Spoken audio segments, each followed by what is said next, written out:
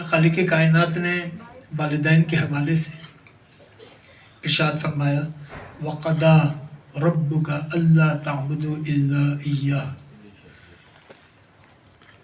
اور آپ کے رب نے یہ فیصلہ کر دیا کہ اب اس کے سوا کسی کی عبادت نہیں ہو سکتی۔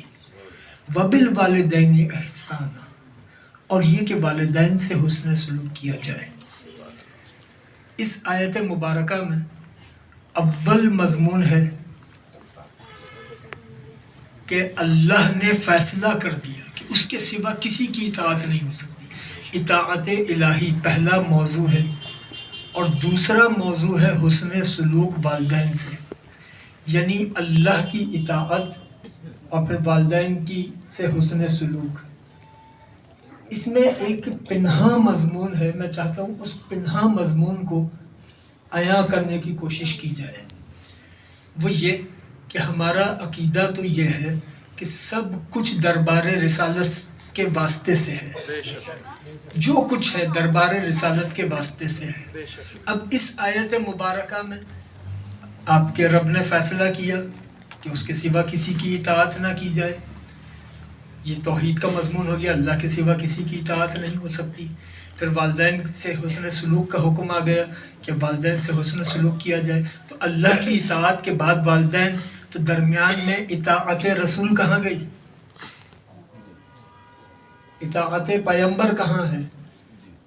اطاعت پیغمبر اسی آیت میں ہے، اسی آیت میں ہے، اور اس آیت کے پہلے لفظ میں ہے وَقَضَىٰ رَبُّكَ، یہ نہیں فرمایا وَقَضَىٰ رَبُّكُمْ۔ اگر یہ کہا جاتا وَقَضَىٰ رَبُّكُمْ تو اس کا مطلب یہ ہوتا کہ تم سب کے رب نے یہ فیصلہ کیا ہے کہ اس کے سوا کسی کی اطاعت نہیں ہو سکتی۔ یہاں پر ہے واحد مذکر حاضر، وَقَضَىٰ رَبُّكَ، اے مصطفیٰ تیرے رب نے فیصلہ کیا ہے، تیرے رب نے، یعنی پہلے رب مانو مصطفیٰ کے واسطے سے، پہلے رب مانو مصطفیٰ کے راستے سے، پھر اس کے اطاعت کرو، اور پھر والدین سے حسن سلوک کرو۔ اور پھر والدین سے حسن سلوک کے لیے تو اولاد کو تاکید کر دی گئی۔ قرآن حکیم میں ایسی بھی کوئی آیت ہوتی جس میں والدین سے کہا جاتا کہ اولاد سے حسن سلوک کرو؟ ایسی آیت آپ کو نہیں ملے گی۔ وجہ کیا ہے؟ یہ یک طرفہ معاملہ کیوں ہے؟ اولاد سے کہا کہ والدین سے حسن سلوک کرو، والدین سے نہیں کہا گیا کہ اولاد سے حسن سلوک کرو۔ وجہ یہ ہے کہ ہمارا دین ہے دین فطرت، اور دین فطرت اس لیے ہے کہ انسان کی فطرت ناقابل تبدیل ہوتی ہے، عادت بدل جاتی ہے، فطرت نہیں بدلتی، فطرت ناقابل تبدیل ہوتی ہے۔ تو کیونکہ فطرت ناقابل تبدیل ہے تو دین فطرت ہو تاکہ دین بھی ناقابل تبدیل رہے، دین بھی قابل تبدیل نہ ہو، بس وہ ویسا کا ویسا ہی جائے گا جیسا پہنچایا گیا ہے۔ اب فطرت، ساری انسانوں کی فطرت آئی کہاں سے؟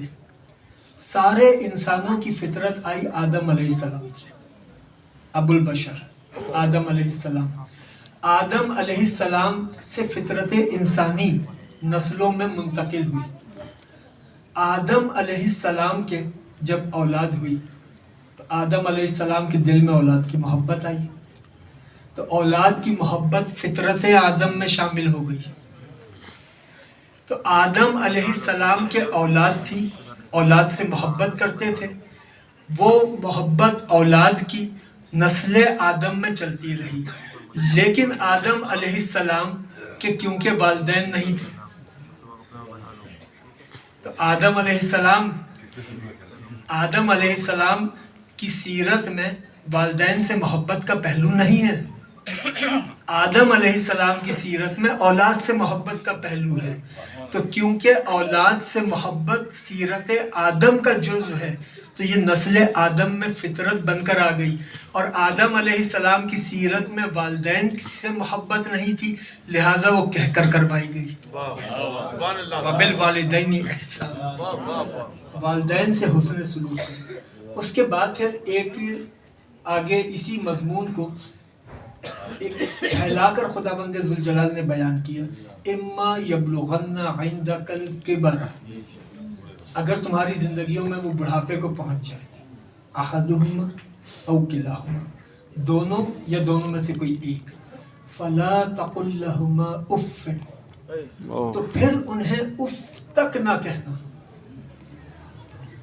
یہ بات براہ راست کہہ دی جاتی کہ بھائی اپنے والدین کی سے حسن سلوک کرو اور انہیں اف تک نہ کہو۔ اس سے پہلے کا جو مضمون ہے، اگر بڑھاپے کو پہنچ جائیں دونوں یا دونوں میں سے کوئی ایک، تو پھر اف تک نہ کہنا، یہ کلمہ اف کو بڑھاپے کے ساتھ بیان کیا۔ اس کے پیچھے بھی فطرت انسانی کا ایک پہلو ہے۔ انسانی فطرت کا پہلو یہ ہے کہ جب اولاد بچپن میں ہوتی ہے، لڑکپن میں ہوتی ہے، تو اس وقت اولاد کی ضروریات والدین کے ذریعے پوری ہو رہی ہوتی ہیں، اولاد کی احتیاجات وہ والدین کے ذریعے پایۂ تکمیل کو پہنچتی ہیں۔ تو کیونکہ اس وقت اولاد کو والدین سے ثمرات مل رہے ہوتے ہیں، مال دنیا مل رہا ہوتا ہے، ضروریات پوری ہو رہی ہوتی ہیں، تو اس وقت امکان کم ہے کہ اولاد کلمہ اف کہے۔ لیکن جب پہیہ الٹا گھوم جائے، اب پہلے ضرورت والدین سے اولاد کی پوری ہوتی تھی، اب والدین کی ضرورت اولاد سے پوری ہونے لگے، تو اب کیونکہ جب والدین بڑھاپے کو پہنچ جائیں اور ان کی صرف ضروریات رہ جائیں، تو اس وقت امکان ہے کہ کہیں تم پریشان ہو کر یہ نہ کہہ دو کہ اف۔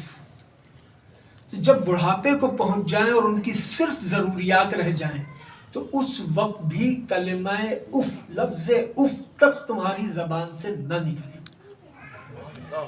اسرار اولیاء یہ کتاب ہے، بابا فرید الدین مسعود گنج شکر کے ملفوظات ہیں اس میں، اور ہشت بہشت جو 8 خواجگان چشت کے ملفوظات کا مجموعہ ہے، یہ اس کا حصہ ہے، اسرار اولیاء۔ اب اسرار اولیاء میں بابا فرید الدین مسعود گنج شکر کے ملفوظات میں ہے، اور یہ بھی کمال کی بات ہے کہ ملفوظ گنج شکر کا ہو، لکھنے والا نظام الدین اولیاء۔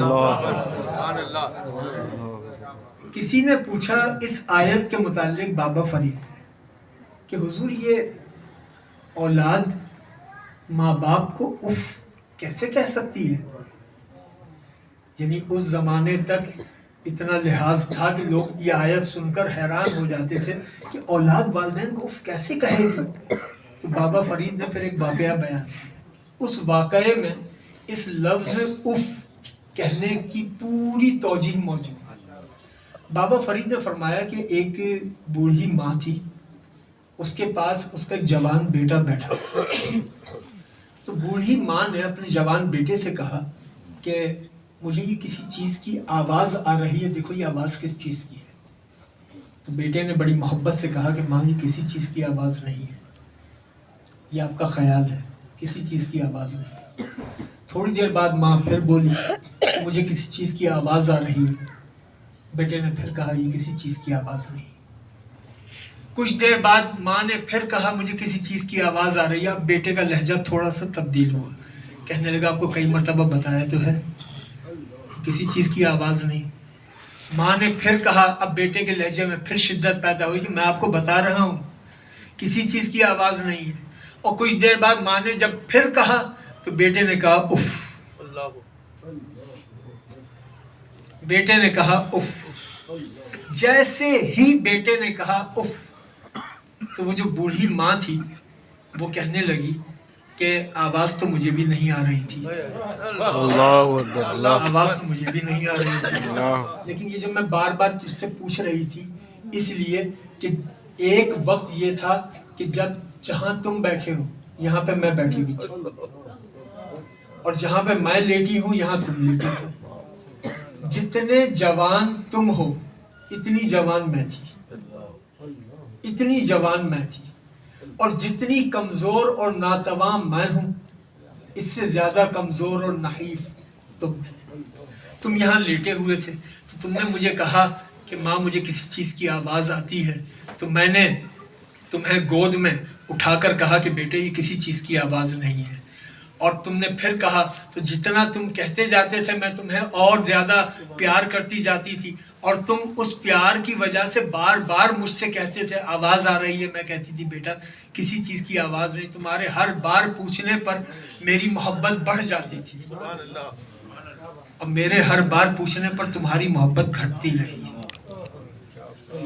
رہی۔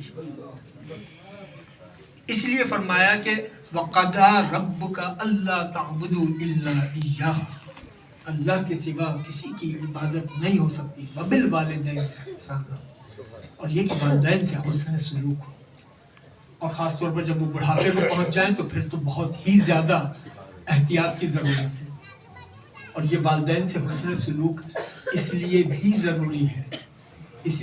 ضروری ہے کہ ہمارے نبی نے ہمیں جو تعلیم دی ہے اس تعلیم میں گھرانوں کو مضبوط کیا ہے، ہمارے نبی نے گھرانوں کو مضبوط کیا ہے، پورے سیرت کے چیپٹرز ہیں کہ میاں بیوی کے حقوق، والدین اور اولاد کے حقوق و فرائض، اسی طریقے سے پڑوسیوں کے حقوق، معاشرے کو اخلاق اور تہذیب سے آراستہ کیا ہے ہمارے نبی نے۔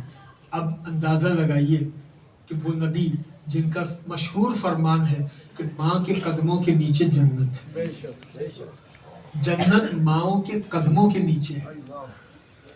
اس حدیث مبارکہ کا ایک پہلو تو وہ ہے جو عموماً ہمارے ہاں مراد لیا جاتا ہے، ایک پہلو وہ ہے جو عموماً نظر انداز ہو جاتا ہے۔ اس کا ایک پہلو تو یہ ہے جو عموماً جو بیان ہوتا ہے کہ بھئی جنت ماؤں کے قدموں کے نیچے ہے، اس کا مطلب یہ ہے کہ ماؤں کی اطاعت کرو، اپنی ماں سے محبت کرو، اپنی ماں کو خوش رکھو، کیونکہ تمہاری جنت اس کے زیر قدم ہے۔ اس کا ایک دوسرا پہلو بھی ہے، وہ دوسرا پہلو یہ ہے کہ ماؤں کو مخاطب کیا جا رہا ہے، اے ماؤں تم محتاط ہو جاؤ، تمہاری اولاد کی جنت تمہارے قدموں کے نیچے ہے، ایسی پرورش کرو یہ امانت ان تک پہنچ جائے۔ سبحان اللہ، سبحان اللہ، یہ اولاد کی جنت ہے جو امانتاً ہم نے تمہارے زیر قدم رکھی ہے۔ اگر تم نے اپنی اولاد کو جہنم کے راستے پر چلا دیا تو پھر تم نے خیانت کر دی۔ اس کی جنت تو ہم نے تمہارے قدموں کے نیچے رکھی تھی، تم نے اس کو ایسا کیوں نہیں بنایا کہ یہ جنت اس کو مل جاتی۔ تو ماں امانت دار ہوتی ہے، ماں امانت دار ہوتی ہے، وہ جنت اولاد کے سپرد کرتی ہے، اور پھر خدا بند ذوالجلال پاک پروردگار کا یہ احسان ہے ڈاکٹر صاحب کی والدہ ماجدہ، جنہوں نے کیونکہ اولاد کو دیکھ کر ان کے والدین کی تربیت تعلیم میں آتی ہے، انسان کو سمجھنے میں مدد ملتی ہے۔ ڈاکٹر صاحب کی شخصیت بلا شبہ، میں یہ ڈاکٹر صاحب کی موجودگی میں نہیں غیر موجودگی میں بھی میں یہ بات کہتا ہوں کہ بلا شبہ اخلاص کی اعلیٰ ترین مثال جب مجھے پیش کرنی ہو تو میرے پاس چند شخصیات ہیں کہ جن کو میں اخلاص کی اعلیٰ ترین مثال کے لیے، کہ جس میں صرف کرنا مقصود ہو، لینا کچھ نہ ہو، سبحان اللہ، صرف اپنی خدمت۔ اللہ اکبر، نعرہ رسالت، یا رسول اللہ، فیض رضا جائے۔ جاری ہے۔ اور پھر ڈاکٹر صاحب کی جہاں علمی خدمات، پھر یہ خانقاہی خدمات، یقیناً یہ ایک بحر بے کراں ہے۔ اور پھر ڈاکٹر صاحب کی یہ کتاب میری جنت، یہ ڈاکٹر صاحب نے اپنی والدہ کے وصال سے چہلم تک ایک پورا اپنی والدہ سے متعلق اپنے خیالات احساسات وہ جمع کیے تھے، اور اس کے علاوہ ڈاکٹر صاحب نے اعلیٰ حضرت کی افکار کو مختلف زاویوں اور پہلوؤں سے پیش کیا، اور وہ پہلو جو 100 سال گزرنے کے بعد تشنۂ تکمیل تھے، مثلاً اعلیٰ حضرت کے شجرے، اس سے جب وہ کتاب ڈاکٹر صاحب کی منظر پر آئی تو اس کتاب کے آنے کے بعد پھر بہت سارے ایک نئے تحقیق کے جہان کھل گئے کہ اعلیٰ حضرت کے ان شجروں کو ڈاکٹر صاحب نے تو جمع کیا تھا، لیکن جب ڈاکٹر صاحب نے مجھ سے پوچھا کہ یہ منظوم شجروں کی روایت کہاں سے شروع ہوئی، شجروں کو اشعار میں پیش کرنے کی روایت کہاں سے شروع ہوئی، تو میں نے بہت کوشش کی اور بہت تلاش کیا، میں نے کئی بڑی خانقاہوں کے شجروں کو بھی دیکھا کہ شاید کسی کے ہاں کوئی قدیمی شجرہ مل جائے، لیکن اعلیٰ حضرت سے پہلے طریقت کا منظوم شجرہ نہیں مل سکتا۔ کیا بات ہے، سبحان اللہ۔ بہت کوشش کے باوجود میں نے بڑے بڑے آستانوں، بڑی بڑی خانقاہوں کے شجروں کو چیک کیا کہ کہیں ان کے ہاں مل جائے۔ اس میں حضرت شاہ نیاز بریلوی رحمۃ اللہ علیہ جن کا وصال اعلیٰ حضرت کی ولادت سے بھی تقریباً 18-20 سال پہلے ہو گیا تھا، انہوں نے اپنے مشائخ پر پوری تفصیلات اپنی کتاب میں لکھی، لیکن اس میں بھی انہوں نے شجرے میں صرف نام دیے، وہ منظوم نہیں کیے، حالانکہ شاہ نیاز بریلوی رحمۃ اللہ علیہ خود بلند پایہ شاعر تھے۔ تو اعلیٰ حضرت کے حوالے سے نت نئے پہلو ڈاکٹر صاحب نے متعارف کروایا، ان میں ایک پہلو درود پاک ہے، درود پاک۔ اور یہ درود رضویہ یہ ایک آسان کام نہیں ہے کہ اعلیٰ حضرت کی کتب میں سے درود شریف کے صیغے جمع کیے جائیں اور جمع کرنے کے بعد اس کو ترتیب دیا جائے، اور ترتیب دینے کے بعد اب آپ سوچئے کہ درود تو ویسے ہی ایسا عمل ہے کہ جو کبھی رد نہیں ہوتا، اور درود واحد عمل ہے جو دونوں فرشتوں کو مصروف کر دیتا ہے۔ سبحان اللہ۔ سبحان اللہ۔ کیونکہ جب انسان نیکی کرتا ہے تو نیکی والا فرشتہ مصروف ہو جاتا ہے نیکی لکھنے میں، انسان جب گناہ کرتا ہے تو بدی لکھنے والا فرشتہ مصروف ہو جاتا ہے، جب درود پاک پڑھتا ہے تو دونوں فرشتے مصروف ہو جاتے ہیں، نیکی لکھنے والا نیکیاں لکھتا ہے، بدی لکھنے والا گناہ مٹاتا ہے، خدا بند ذوالجلال درجات بلند کرتا ہے۔ تو درود شریف تو ایسا عمل ہے، تو اس لیے ڈاکٹر صاحب نے اب یہ درود رضویہ کو ایک کتابی صورت میں یکجا بھی کیا ہے، اور یہ یکجا کرنے کے بعد اب ہمارے لیے یہ آسانی ہو گئی کہ درود کے مختلف ہمارے ہاں مجموعے ہیں جن میں دلائل الخیرات شریف سب سے معروف ہے، تو اس میں اب یہ درود رضویہ اعلیٰ حضرت کی نسبت سے، جب درود تو دربار رسالت میں جائے گا، لیکن جب وہ درود جو اعلیٰ حضرت کی زبان اور اعلیٰ حضرت کے قلم سے ادا ہوا، جب ہم اس نسبت سے اس کو پیش کریں گے تو اس درود میں ہماری محبت، عقیدت اور عشق رضا وہ بھی شامل ہو جائے گا۔ تو خدا بند ذوالجلال پاک پروردگار مالک الملک ڈاکٹر صاحب جو نت نئے زاویوں سے، نت نئے پہلوؤں سے خدمات انجام دے رہے ہیں فکر رضا کے حوالے سے، کیونکہ ہمارے ہاں ذکر رضا کی کمی نہیں ہے، فکر رضا کو عام کرنے کی کمی ہے۔ جو فکر رضا کو عام کرنے کی کمی ہے اس کو ڈاکٹر صاحب جس طرح پورا کر رہے ہیں، بس میری خواہش یہ ہے کہ خدا بند ذوالجلال ہمیں یہ شرف عطا فرمائے کہ ڈاکٹر صاحب اس کام میں جہاں آگے بڑھیں، پیچھے پیچھے ہماری خدمات بھی شامل ہوتی چلی جائیں۔